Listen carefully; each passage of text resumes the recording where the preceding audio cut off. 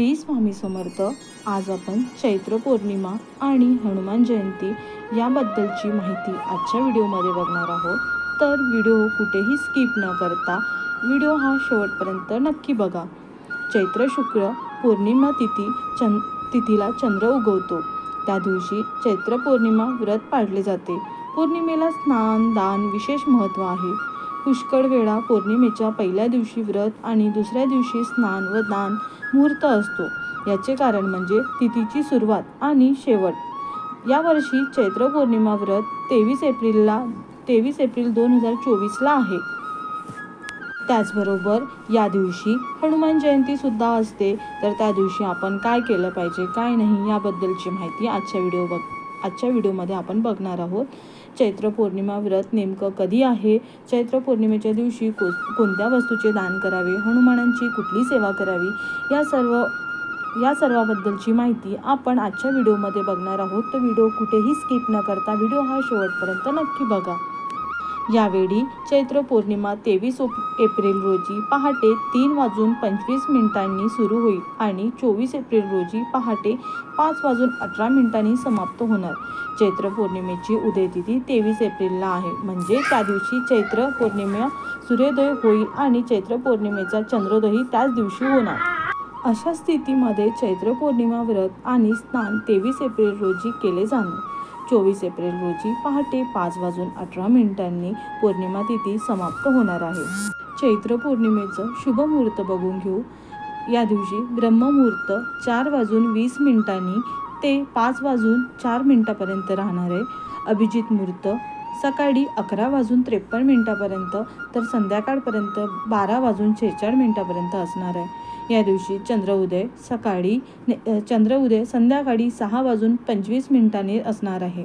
चंद्रपूजेची वेळ संध्याकाळी 6:25 नंतर असणार आहे. चैत्र पौर्णिमेला आपण काही वस्तू दान करू शकतो. त्यापैकी तांदूळ चैत्र पौर्णिमेच्या दिवशी आंघोळीनंतर तांदूळ दान करू शकता. शक्य असल्यास तुम्ही दूध, तांदूळ आणि साखरेपासून बनवलेली खीरही दान करू शकता. त्यानंतर पांढरे वस्त्र. चैत्र पौर्णिमेला पांढरे वस्त्र दान केले तर कुंडलीतील चंद्रदोष दूर होतो. त्यानंतर चांदी. चंद्राचा शुभ धातू चांदी आहे. चैत्र पौर्णिमेला तुमची इच्छा असेल तर आपल्या क्षमतेनुसार चांदीची वस्तू दान करू शकता. तसेच मोती दान करणंही शुभ मानलं जातं. त्यानंतर पांढरी फुले. चैत्र पौर्णिमेच्या दिवशी चंद्राच्या पूजेमध्ये पांढऱ्या फुलाचा वापर करा. पांढऱ्या फुलाचे दानही तुम्ही करू शकता. त्यानंतर दूध आणि दही या दोन्ही वस्तू चंद्राशी संबंधित आहे. चैत्र पौर्णिमेला स्नान केल्यानंतर दूध, दही, शंख इत्यादी दान करू शकता. चैत्र पौर्णिमेच्या दिवशी या वस्तू दान केल्याने चंद्रदेव प्रसन्न होतो. त्यांच्या सकारात्मक प्रभावामुळे जीवनात सुख समृद्धी वाढते. ज्या लोकांच्या कुंडलीत चंद्रदोष आहे ते देखील या वस्तूचे दान करू शकतात. त्यांना यामुळे लाभ मिळू शकतो. चैत्र पौर्णिमा हा दिवस अतिशय शुभ मानला जातो. या दिवशी भगवान विष्णूंची पूजा केली जाते. या वेळेला 23 एप्रिल रोजी साजरा केला जाणार आहे चैत्र पौर्णिमा. असे मानले जाते की जे लोक बऱ्याच काळापासून कोणत्या ना कोणत्या समस्येने त्रस्त आहेत त्यांनी या दिवशी नक्की व्रत करावे. तसेच या दिवशी काही खास नियम पाळावे. चैत्र पौर्णिमेच्या दिवशी आपण भगवान विष्णू आणि देवी लक्ष्मीची पूजा करावी. या दिवशी भगवान शिवाची पूजा करणे देखील शुभ मानले जाते. या तिथीला चंद्र मंत्राचा जप केल्याने मानसिक तणाव दूर होण्यास मदत होते. या दिवशी चंद्राखाली खीर तयार करून खावी. या दिवशी ब्रह्मचर्य पाळावे. या दिवशी गंगा नदीत स्नान करणे अत्यंत शुभ मानले जाते. या दिवशी पूजेवर जास्तीत जास्त भर द्यावा. या दिवशी चंद्राला अर्घ्य द्यावे.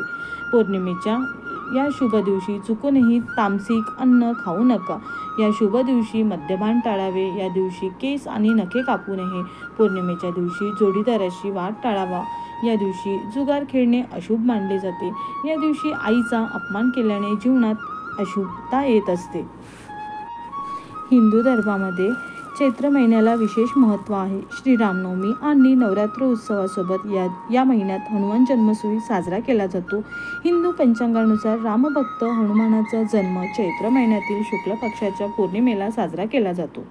काही ठिकाणी कार्तिक महिन्यातील कृष्ण पक्षातील चतुर्दशी तिथीला हनुमान जन्मोत्सव साजरा केला जातो.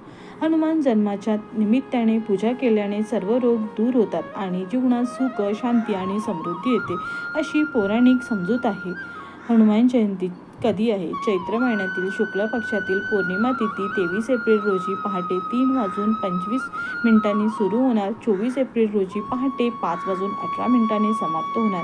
अशा परिस्थितीत 23 एप्रिल 2024 रोजी उदय तिथीनुसार हनुमान जयंती साजरी केली जाणार आहे. हनुमान जन्मोत्सवातील पूजेची वेळ सकाळी 9:03 ते 10:41 पर्यंत असेल. या दिवशी ब्रह्ममुहूर्त पहाटे 4:20 ते 5:04 पर्यंत असणार आहे.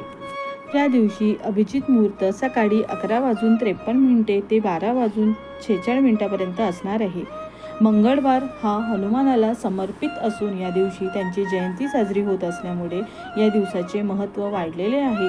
यासोबत या दिवशी चित्रा नक्षत्र सिद्धयोगाचा शुभ संयोग तयार होत आहे. यासोबतच मीन राशीतील ग्रहाच्या संयोगामुळे पंचग्रही योग तयार होत आहे.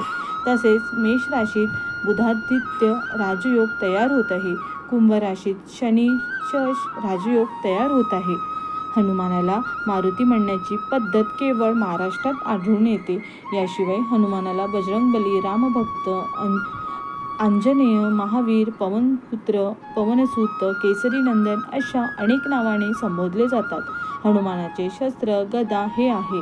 हनुमानाला तेल, शेंदूर, रुईचे फुले, पाने अर्पण करण्याची परंपरा आहे. हनुमानाला महादेव शिवशंकरांचा अवतार मानले जाते. दशरथ राजाच्या राण्याप्रमाणे तपश्चर्या करणाऱ्या अंजनीला पायास मिळाले होते व त्यामुळे मारुतीचा जन्म झाला असे सांगण्यात येतं. पारंपरिक धर्मात हनुमान जन्मोत्सवाचे विशेष महत्त्व आहे. या दिवशी योग्य पूजन केल्याने सर्व प्रकारचे अडथळे दूर होतात आणि सुखसमृद्धी प्राप्त होते. व्यक्तीच्या कुंडलीतून ग्रहदोष दूर होतात. या दिवशी ब्रह्ममुहूर्तावर उठून श्री हनुमानांची पूजा नक्की करावी. आजचा व्हिडिओ तुम्हाला कसा वाटला? व्हिडिओमध्ये जी काही माहिती सांगितली ती धार्मिक आधारावरती आहे, तर व्हिडिओ कुठेही स्किप न करता व्हिडिओ हा शेवटपर्यंत बघा. जे काही उपाय, जे काही दानधर्म सांगितले ते नक्की करा आणि आपल्या जीवनामध्ये चांगल्या प्रकारच्या घटना घडू द्या असं मारुतीला आणि भगवान विष्णूंना प्रार्थना करा आणि माता लक्ष्मीची सुद्धा या दिवशी पूजा करा. जर व्हिडिओ खरंच आवडला असेल तर जास्तीत जास्त लोकांपर्यंत शेअर करण्याचा प्रयत्न करा आणि लाईक, कमेंट करायला विसरू नका. तर आपण व्हिडिओची समाप्ती आता इथेच करूया. चला तर मग श्री स्वामी समर्थ, श्री स्वामी समर्थ.